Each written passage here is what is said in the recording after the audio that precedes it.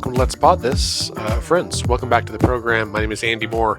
I know it's been a couple of weeks since our last episode, and I apologize. It's been, a really busy start to the month, to the legislative session. And gosh, we're all just white knuckling it through life right now, aren't we? Aren't we? What a time to be alive. Every day, right? There's an element of like horror, outrage, confusion. And then you go outside on days like today. I'm recording this on Friday the 12th, 13th, Friday the 13th, and it's beautiful. It's like 70 degrees outside. I went out for lunch earlier to let my dog out, and it was delightful. And that was a stark juxtaposition to like what I was reading. While I was drove home and my buddy Scott texted me a link that apparently Jared Kushner is implicated in some sort of, unregistered foreign agent malfeasance. Who knows, right? An investigation is needed. It sounds like some members of Congress are calling for it. And that's just the last 15 minutes. Who knows what else is going on? But we're here in the Democracy Den once again, and we're going to get back on the horse when it comes to podcasting for a couple of reasons. One, it's important. That's the most important one. I have always held up our podcast as a efficient and useful method to transfer information, insight, knowledge to the broad public, to you, our dear listeners. And so I want you to know that we actually do value you and value Let's Pod This. We've been doing this for well over 300 episodes now, going on about 8 years, this is our 9th year of the podcast. I don't take that lightly. And in about 2 weeks, we're going to have a really special announcement. We're going to have a new co-host joining the show. It's someone who has been on in the past, at least as a guest, I believe, on occasion. She is extremely smart, very insightful, highly opinionated, and I think someone that we can all laugh with and will provide a distinctly different perspective to my own, which I think is valuable. Secondly, she has a network that I think will be really beneficial to the show, to listeners, including to you.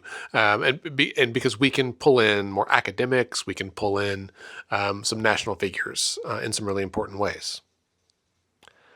And not to give too much away just yet, but CivicsCon is coming up in April. That's right. I need a sound effect. Da da da da! CivicsCon is coming up April 9th through 11th. You can go right now to civicscon.com and get your tickets. They're $50. It's a hell of a deal. It's gives you entry to all 3 days. It's going to be 2 days of sessions and then day of action on Saturday. It includes lunch on Thursday and Friday. It's going to be really great. We had a meeting this morning. We'll have the agenda, I think, worked out pretty well by the end of February and ready to announce. But in general, Thursday, April 9th, will be America at 250, right? This year is America's 250th birthday. That's a big deal. We're going through it a little bit right now as a country. And so it's a really good time to kind of pause and reflect on where we've been and then to look ahead to where we're going in the future. And then secondly, the second day, Friday, will be about elections and effective lawmaking. And we're going to have a guest speaker from Vanderbilt University who runs the Center on Effective Lawmaking who's coming. It should be really interesting.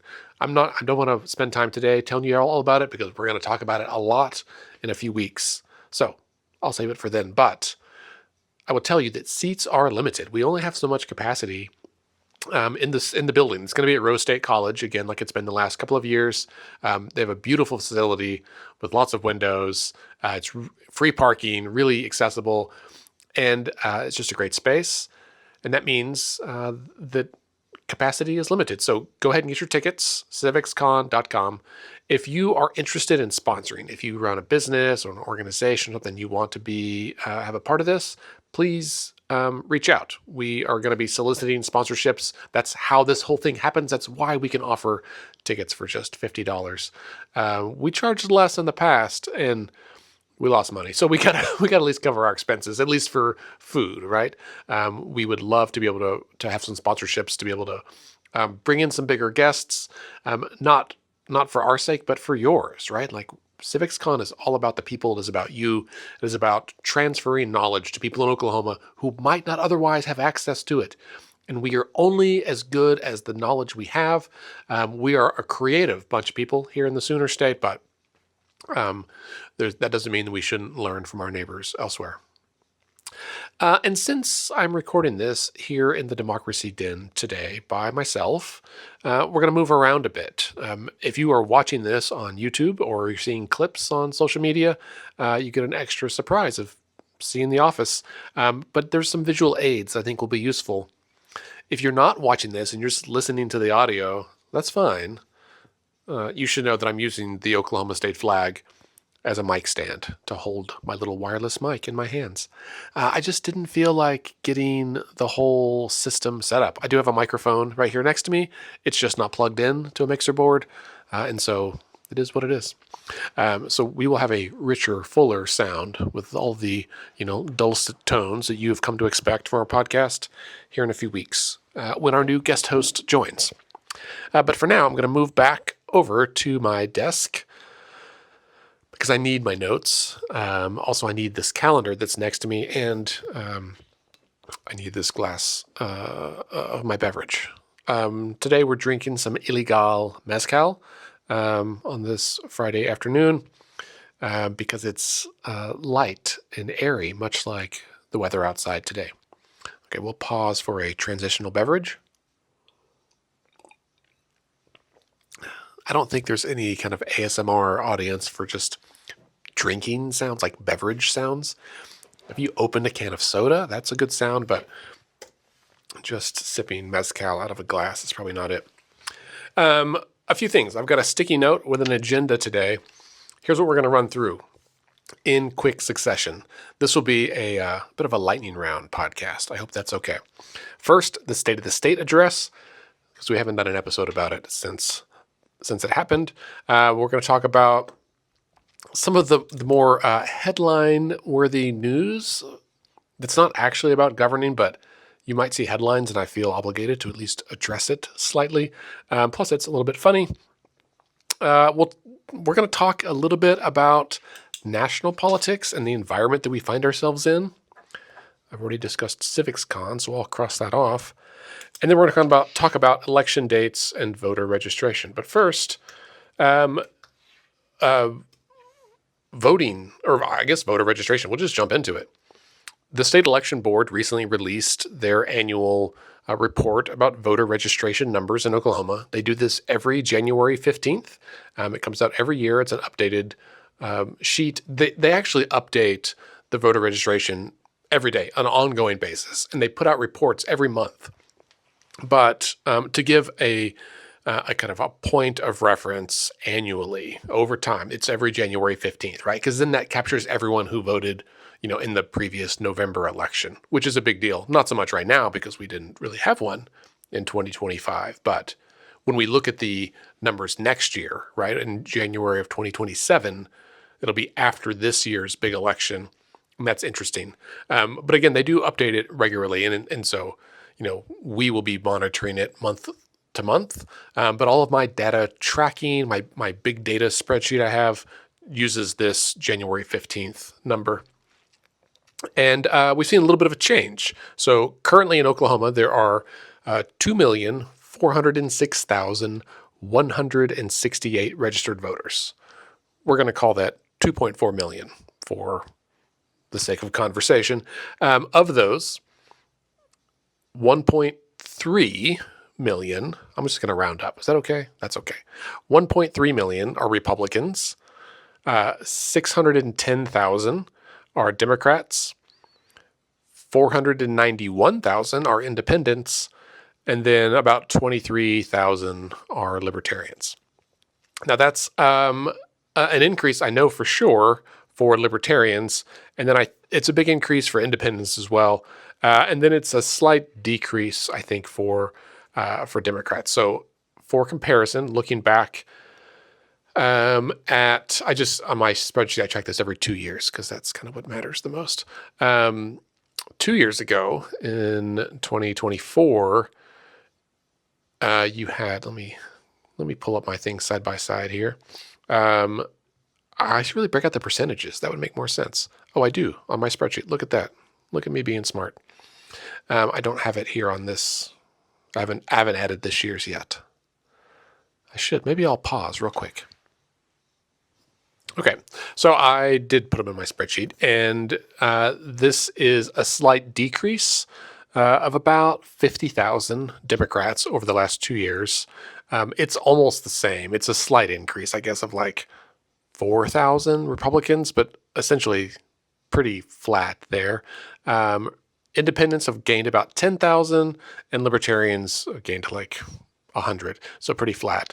And overall, this is slightly fewer voters than we had in 2024. This makes sense because of voter list maintenance.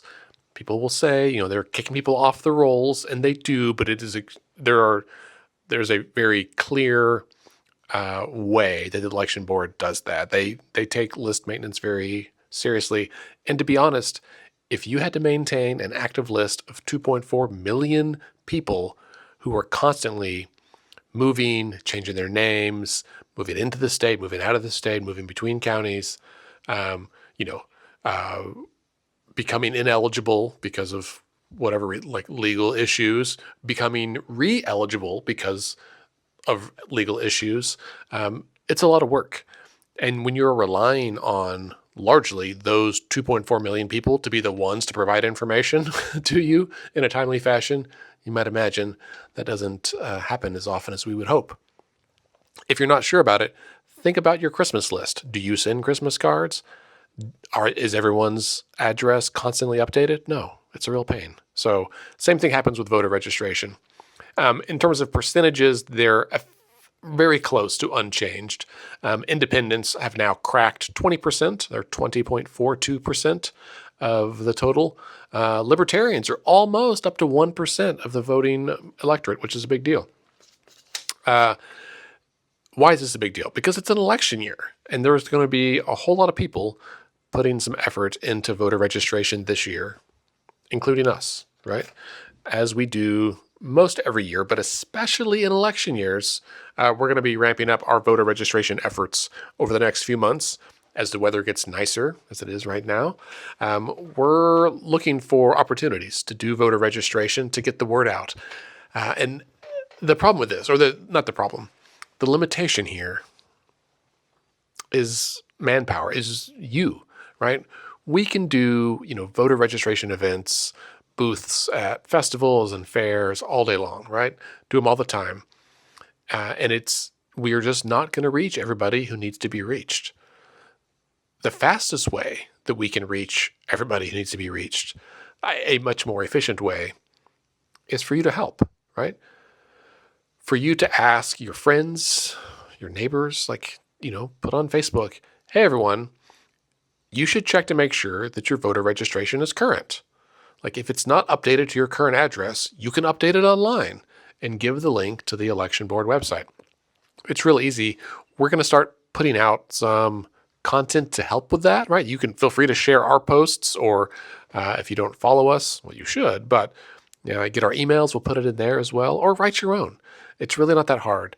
But I will tell you from personal experience that a ton of people think they are registered to vote, and maybe they are, but they're registered at an old address. When we do, a booth in the Plaza District every month, we ask people, are you registered to vote?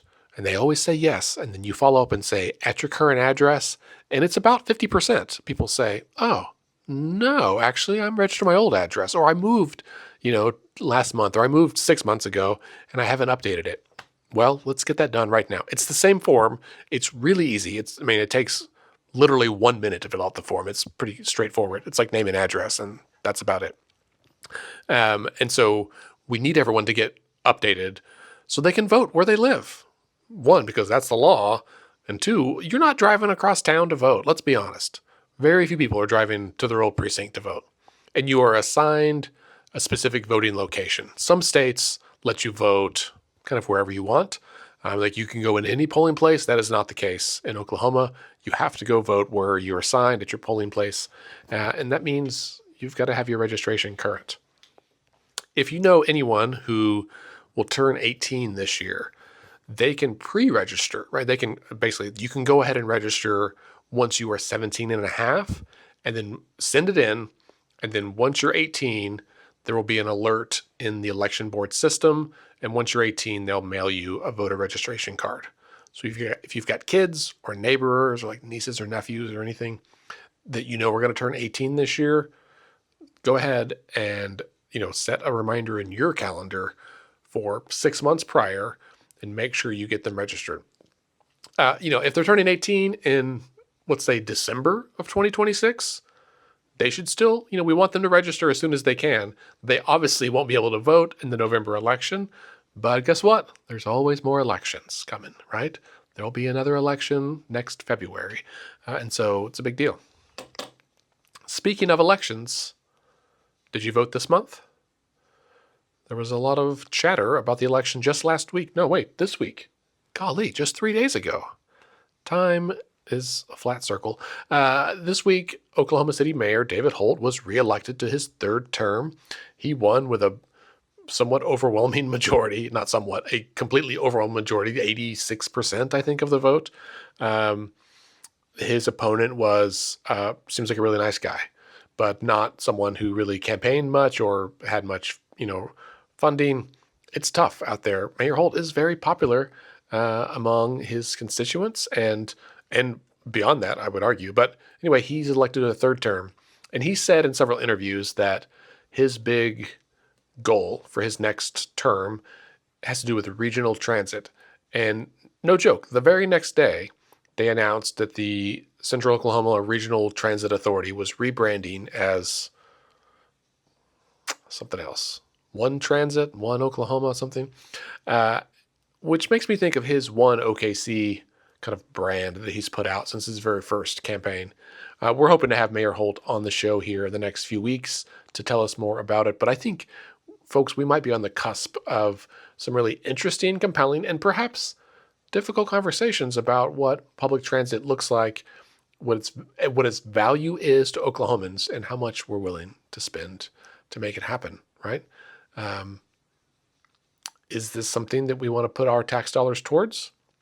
Will we use it if it's available? These are questions I think we all have to wrestle with. So more details on that soon. But looking ahead at voter registration, again, we're going to move the camera around so you can see. Oh, this thing's short. Okay, we're going to see my big ass wall calendar here in my office. This is the brain trust of the Democracy Den, at least for Let's Fix This. I bought it new this year.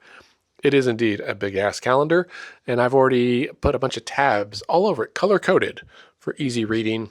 In fact, I had to order more sticky notes just the other day. If you're watching this, you can see the green from a distance. You can't read them all, but the green ones are events we're doing.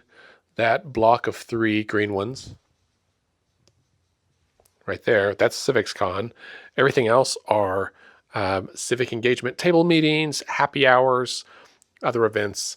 But I've got a whole spreadsheet of more stuff to put up there, so this will change.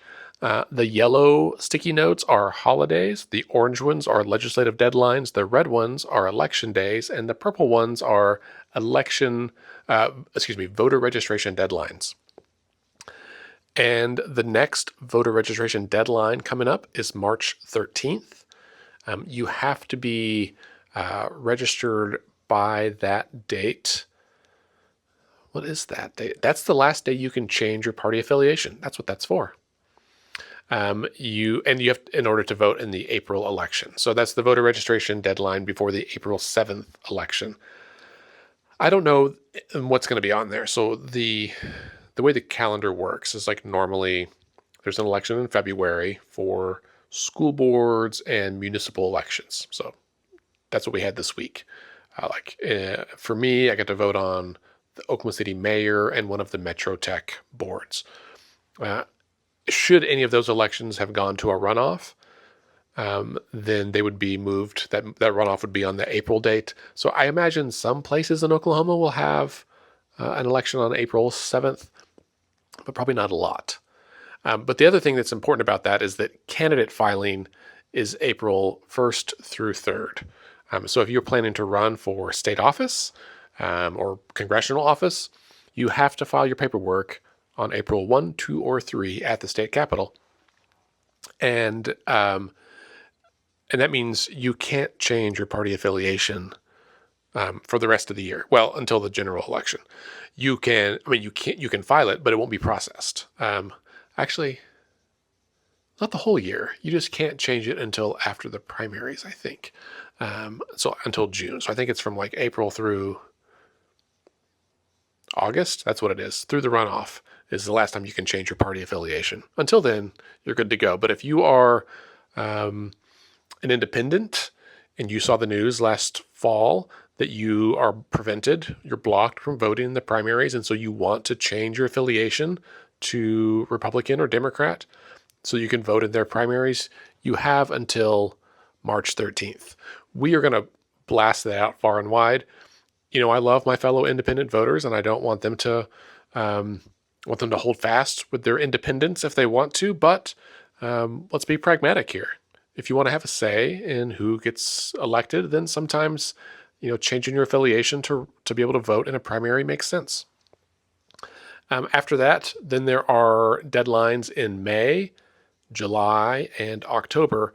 And the October one I want to highlight because I don't think people think about this very often. But if anyone wants to vote in the November election, the big one, the big daddy, the general election, you can't wait until November to register. You have to register by October 9th. This is a real hardship to organizations like mine where, we often have events, let's say at the end of October, like around Halloween, and we do voter registration there because that's kind of what we do. But people who register on Halloween can't vote on November. The election's November 3rd. The state doesn't have time to process that and mail them out, a voter registration card. Our system in Oklahoma does not allow for same-day registration. It doesn't even allow for, the week before registration. It's a full, I think it's 25 days, although maybe it's more than that. It's quite a ways away. And the problem is that a ton of people are not even thinking about voter registration, not even thinking about the election on October 9th, right? That's barely fall in Oklahoma. It's probably still hot on October 9th. That's a really big deal. And that deadline is important because it's not just, by midnight that day, it's like 5 o'clock that day. So I think we're going to have a happy hour, like a Democracy Drinks happy hour that day. We are not going to we might have forms, but that's in the evening. That's going to be too late. Your form will not be received on time. And so this is one of those reasons why we need your help. If you think we've got until November to get people registered, you're wrong. We have until early October. And that gives us just 1, 2, 3, 4, 5, 6, really 6 full months. 7 full months. I forgot March. And so we got to hustle. Voter registration matters. In the aggregate, it matters, right? Because the average margin of victory in gubernatorial elections over the last 30 years has been like 145,000 votes. Not even that many. I've got the data right here for, this is for, did I break it out by, sorry, I'm sorry for the pause. If you're just listening or if you're watching, this is not good content, but I'm looking at my spreadsheet where I've been tracking turnout for open seats versus re-election years.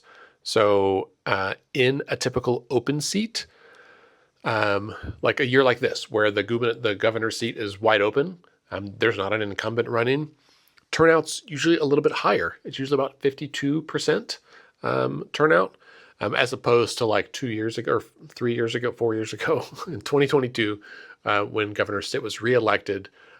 Turnout in those elections is only about 45%. So we expect there to be more people who vote,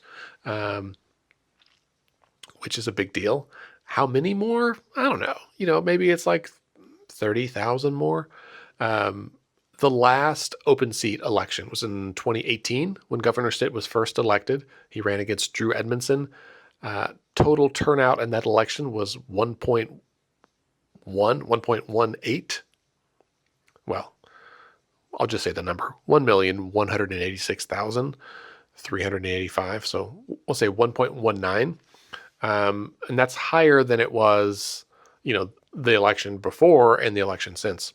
Now, going back in time, in, let's say, when Governor Fallin was first elected in 2010, turnout was only just a little over 1 million people.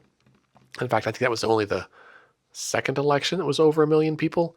So it's not that many.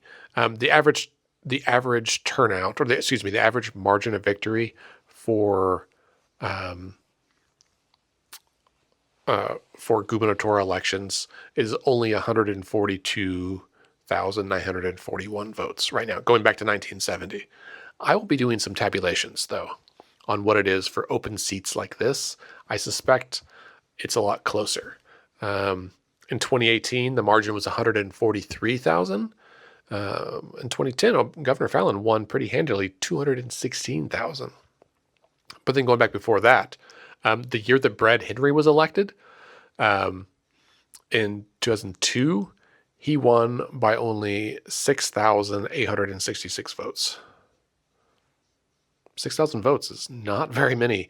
What was interesting about that election is that there was a third-party candidate who ran, and ran as an independent. I think it was Gary Richardson who ran, and he, it is believed, and I think correctly, that he pulled some votes away from the Republican candidate, who I think was Steve Largent, and that meant that the Republican got 441,000, and Brad Henry got 448,000. So that pretty slim margin there is largely due to a spoiler effect from a third-party candidate. So interestingly enough, open primaries, it might have been a different outcome here, right? If we had open primaries in 2002, it's likely that Steve Largent would have won that election, and perhaps they would have had, a Republican governor for the next 8 years. Instead, they had a Democrat, which is a little unexpected. That's also like when the power was really shifting in Oklahoma quite a bit. So voter registration matters, and we need your help. That's the takeaway.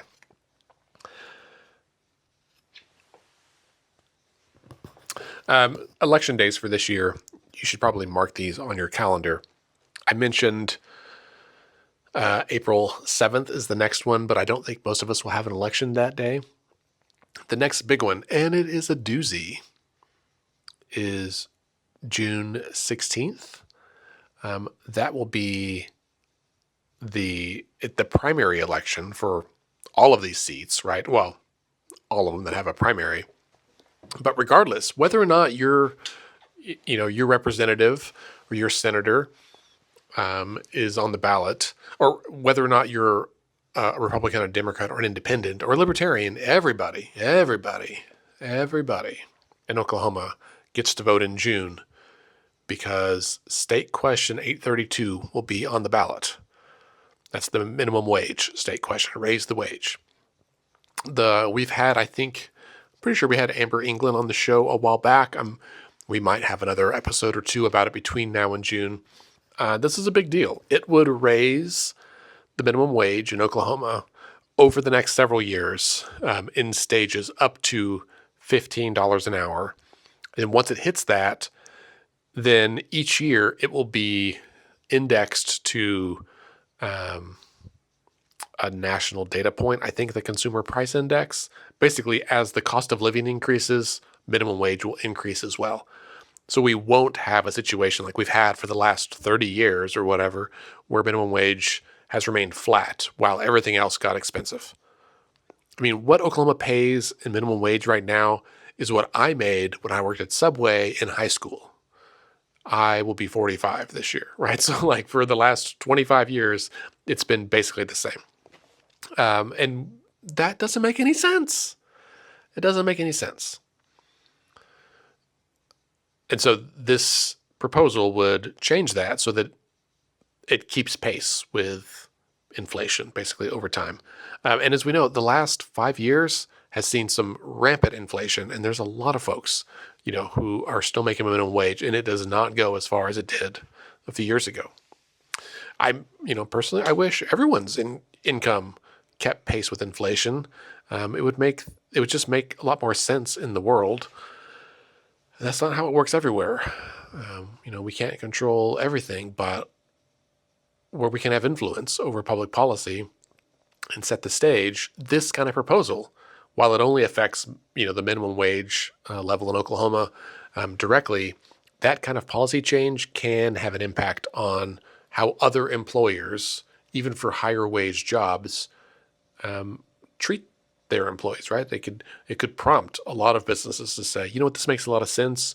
We should adjust ours annually as well, or every 2 years or 5 years or something.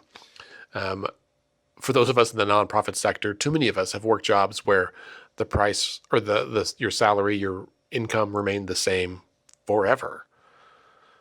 I worked for university for 10 years, and I think I had one pay raise in there. And it was with a promotion. So without the promotion, I might not have had a pay raise at all, or a small one. It's a big deal. And so June election, June 16th, is a very big deal. We'll be talking more about that as we get closer. Okay, so the State of the State address happened back on February 2nd. It was the first day of the legislative session. I intended to do an episode that day, and I just didn't have a chance. It was a busy day at the Capitol, a busy day in our state.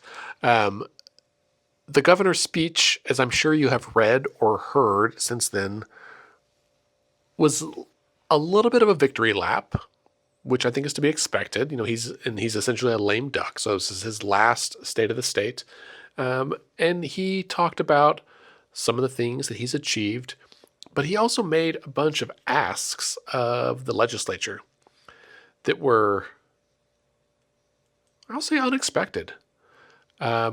He asked them, I think, to basically send him I'm pretty sure it's 4 different ballot measures, right? So we talk a lot on the program about the initiative petition process and ballot initiatives that stem from citizens, right? So minimum wage, open primaries, independent redistricting. These things have come from the people like me, people like some of you, who were the ones to propose it, to collect signatures, to raise money, to get it on the ballot. It's a lot of work. It takes a lot of money and time. But also, the legislature can refer things to the ballot with a simple majority vote in both chambers. Those bills are called joint resolutions. So rather than House bill or Senate bill, they are House joint resolution or Senate joint resolution. And they do this whenever there's an issue that they can't pass statutorily, which means like a regular law. If something has to be in the Constitution or has to amend the Constitution, it requires a vote of the people. This was smart by the framers of our state constitution, saying, hey, we don't want to let the lawmakers amend the Constitution on their own. And so there are certain issues that just have, because they're already in the Constitution, they have to go back to a vote of the people. The governor brought this up on several things. One is he wants the legislature to refer a measure to the vote of the people to allow future governors to appoint the state superintendent of public instruction rather than to directly elect them. And he kind of points to, he didn't say his name, but he points to Ryan Walters as like, listen, this guy was kind of a screw up, but if I had the power to appoint him, then you guys wouldn't have been stuck with him.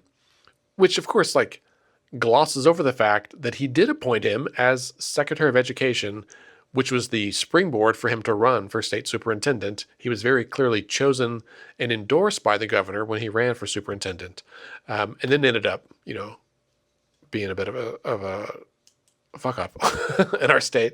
And I suspect there may be still some legal consequences to come. We'll see. But the governor's ask here is a little myopic, in my opinion. One, it takes power away from voters and gives it to the governor, which is something I am suspicious of immediately. And secondly, the basis on which he is saying this is necessary falls apart when you look at the facts, I think. So we'll see if the legislature does that. I don't, my gut says there's not an appetite for it, but I've been wrong before.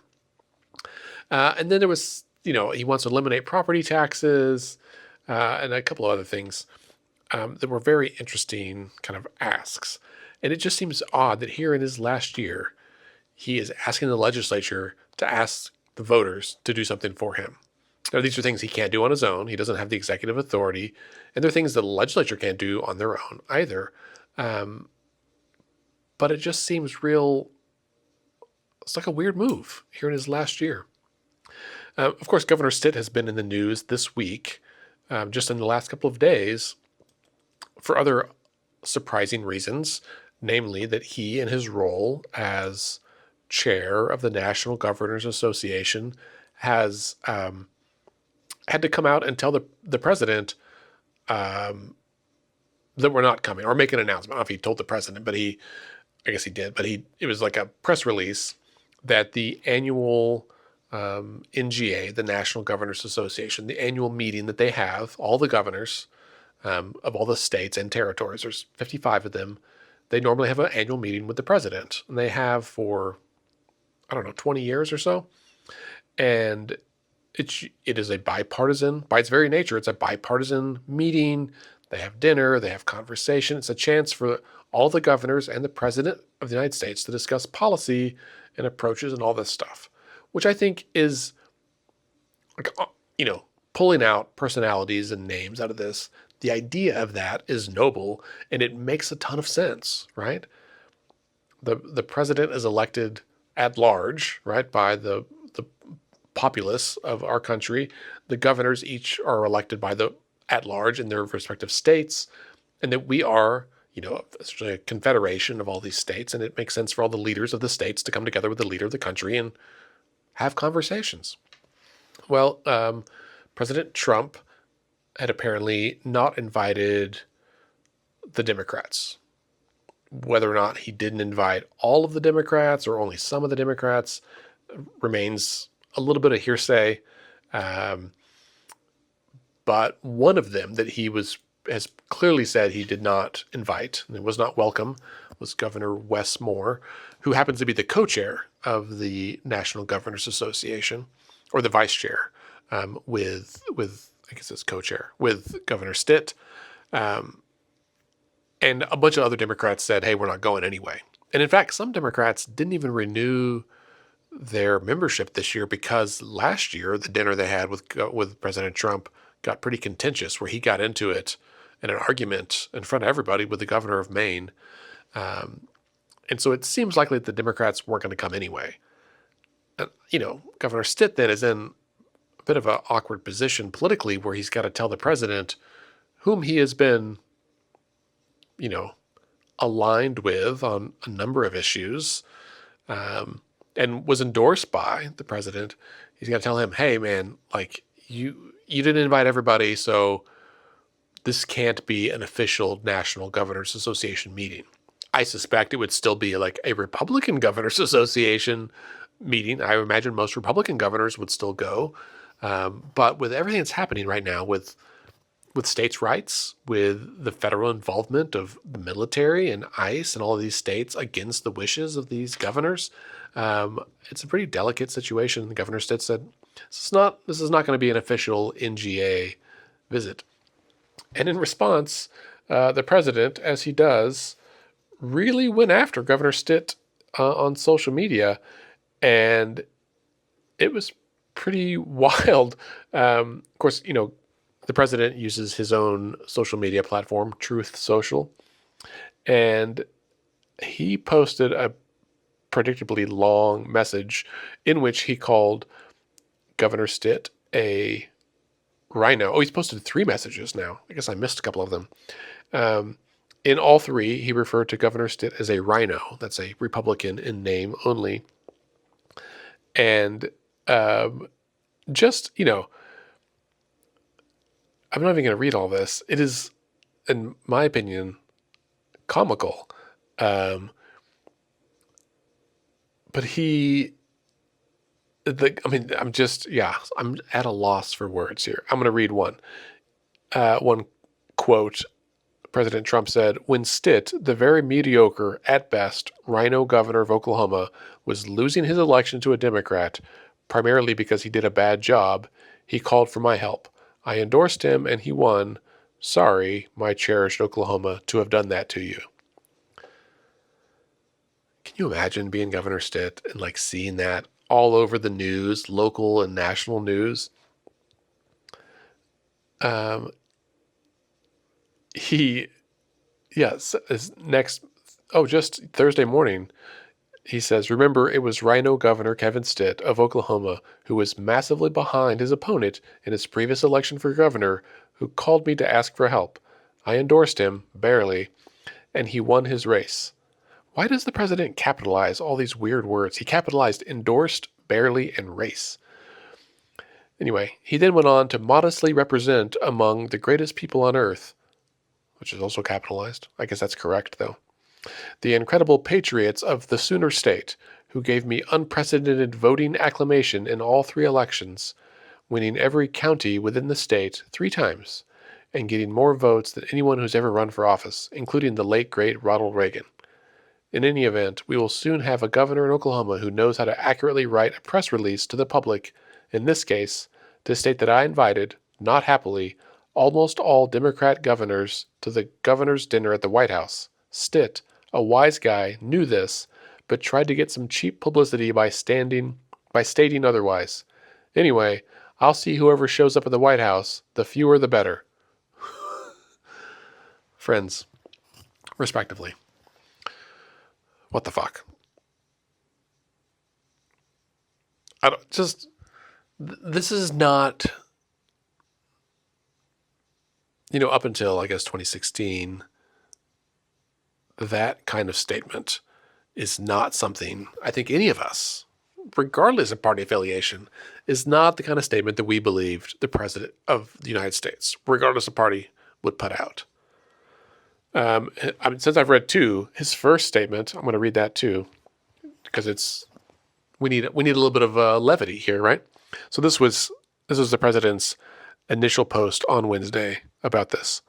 The Rhino Governor of the great state of Oklahoma, in which I won all 77 counties 3 times, the only person to do so, incorrectly stated my position on the very exclusive governor's annual dinner and meeting at the White House. Quote, the White House intends to limit invitations to the annual business meeting, scheduled for February 20th, to Republican governors only.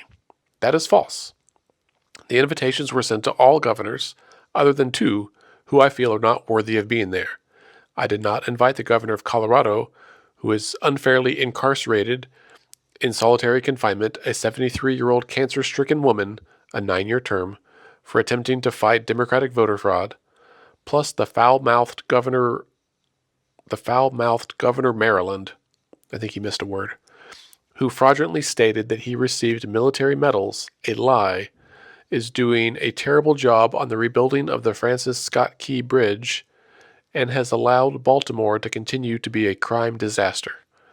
I even invited the slob of a governor, J.B. Pritzker, and horrendous California Governor Gavin Newsom to the dinner, despite the terrible job that they are doing. So, as usual with him, Stitt got it wrong. The invitations were sent out to all other governors, Democrat and Republican. I look forward to seeing the Republican governors and some of the Democrat governors who are worthy of being invited, but most of whom won't show up. Thank you for your attention to this matter. I can't believe that I had to read that out loud. I didn't have to. I can't believe that I did. What an utterly bizarre time to be alive.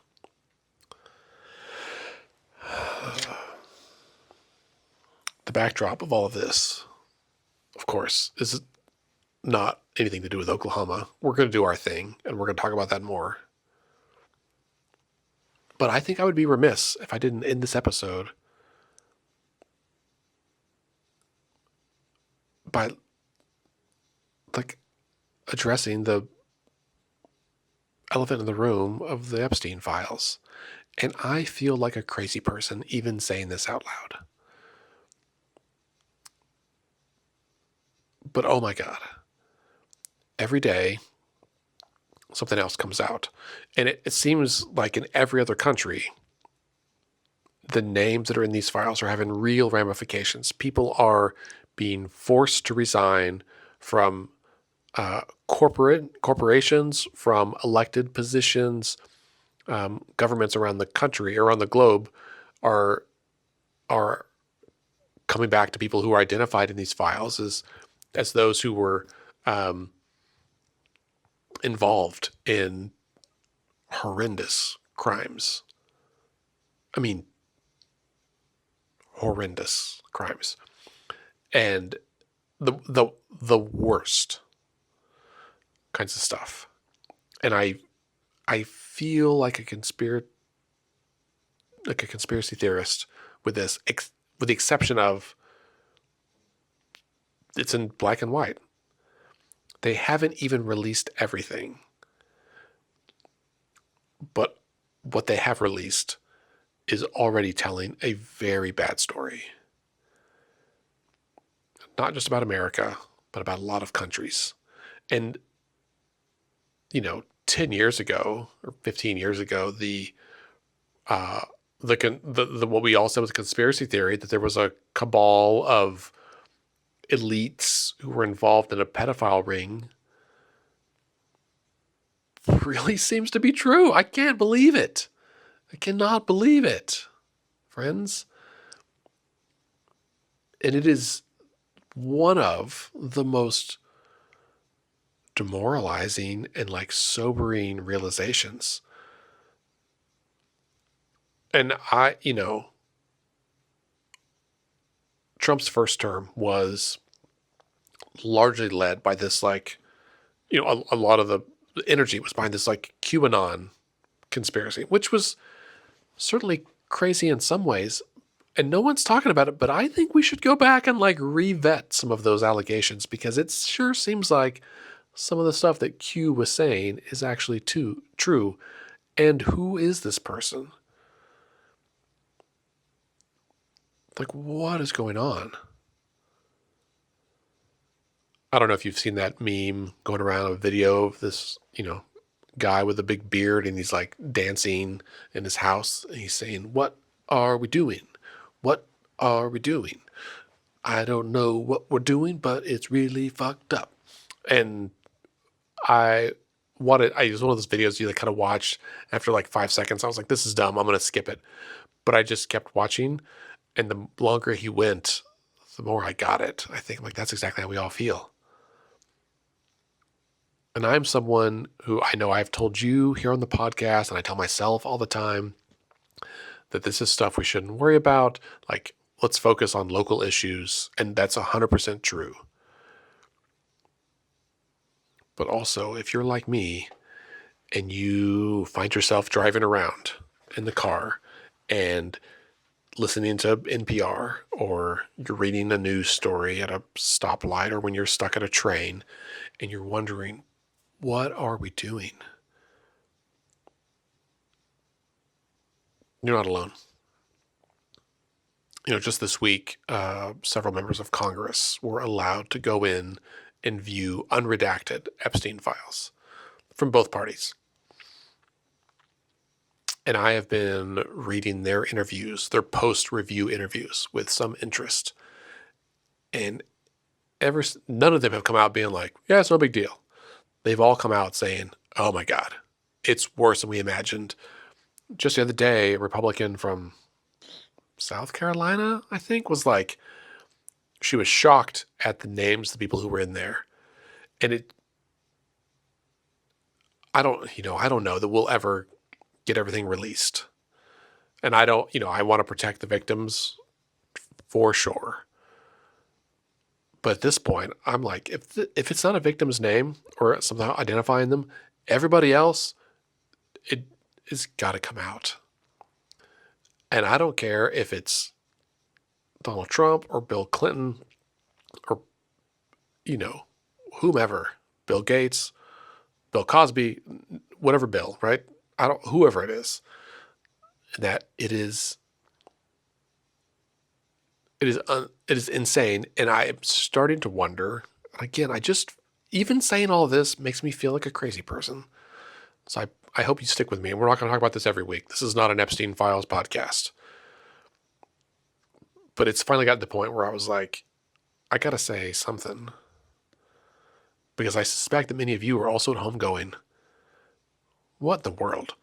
And if you would like to gather with me at the park someday and just like scream out loud at the moon or the sun or whatever to like release some of the tension, let's do it. Like, I get it, because this is absolutely bonkers.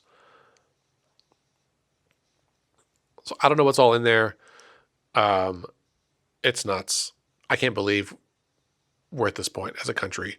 But it's like, if we don't debride the wound that has happened, like that our country has received, we can never heal. I think that's where I'm at. I think it's not just about like removing the bandage. It's like debriding the wound. And if that phrase gives you the willies, then good. Like, sometimes, like, healing is really painful and hard. And it seems pretty clear that there is an element of our country that is very sick. And we are all very injured. And if we're going to heal, we got to get through it.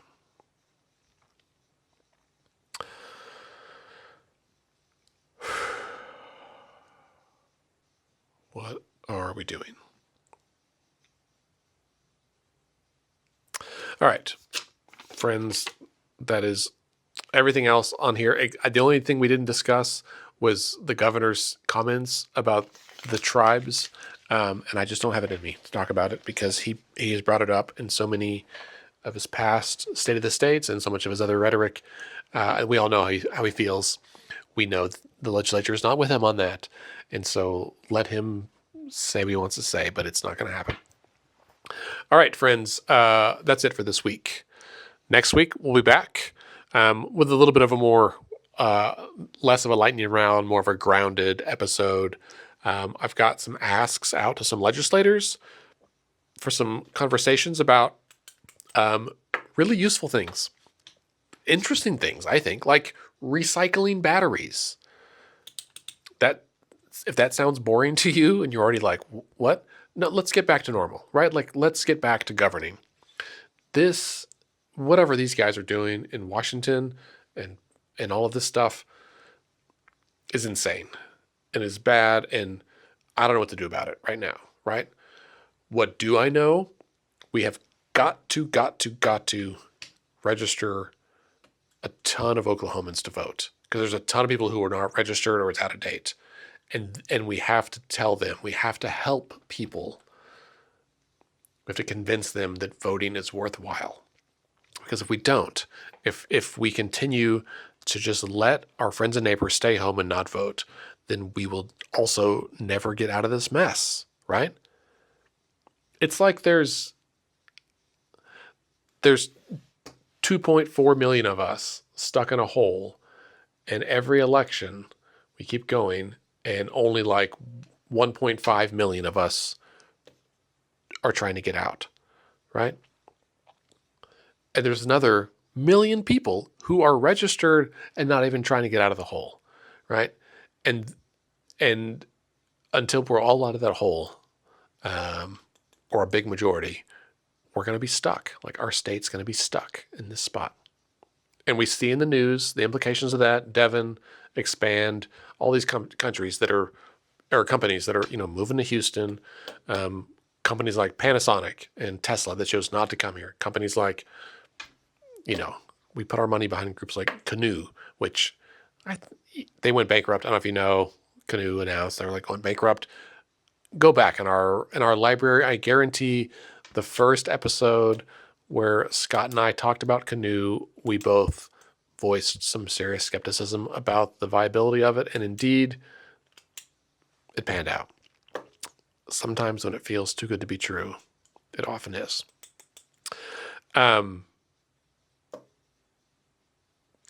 I know this has been a bit of a downer of an episode. I was feeling really positive when I started recording, and truth be told, I still do feel positive. Like the news is temporary, it is fleeting, it is heavy when it hits, and then we move on. And we have gotten stronger over time, right? These very heavy, very serious issues, we're somehow able to function in spite of them. And that gives me a little bit of hope for what the future might hold. I think this year, 2026 is going to be a very pivotal year for Oklahoma and for the United States of America. The thing that will make it the most pivotal is not who the president is. It is not whose names are in the Epstein files. I don't think. I think the thing that will make it the biggest difference is how regular folks like you and I choose to act. And you really have two options, right? Tune out and say, this is too much, I can't do it. I'm going to vote, but that's all I can do. I respect it, and I'm not going to malign you for doing it. But I just want to tell you, if you lean in and you just do a little bit more, right? And we're going to make it real easy. I've got some new tools coming online. It's going to make it real easy for you to do just a little bit, right? Just to text your friends, to text your neighbors, right? To put it in your neighborhood Facebook group. Like a little bit makes a big difference. And you will be pleasantly surprised at the response you get. I almost guarantee it. There might be some bad ones, but overall, you will be pleasantly surprised at the response you get. There are so many people out there sitting at home, anxious about the future of our country, and they want to do something and they don't know what to do. And a whole lot of those folks are people who haven't voted, and they want to believe, they don't currently believe that voting is going to make a difference. And we have the opportunity to prove them wrong and to show them why it does make a difference. And by doing that, like we're each putting, a small deposit into a much bigger account. And like $5 isn't a lot to you, but when you put your $5 in with 100 other people, 1,000 other people, 10,000 other people, now we've got something to work with. So if you can't give your time, then give your treasure, right? If you want to donate to Let's Fix This, I would prefer to have you send the text messages. If you can't, give us some money so we can pay someone else to do it for you. I'll be honest, that's the way it works. And that is how we get there. So, all right, friends, that's it for this week. We'll be back next week. Decisions are made by those who show up. Show up this week.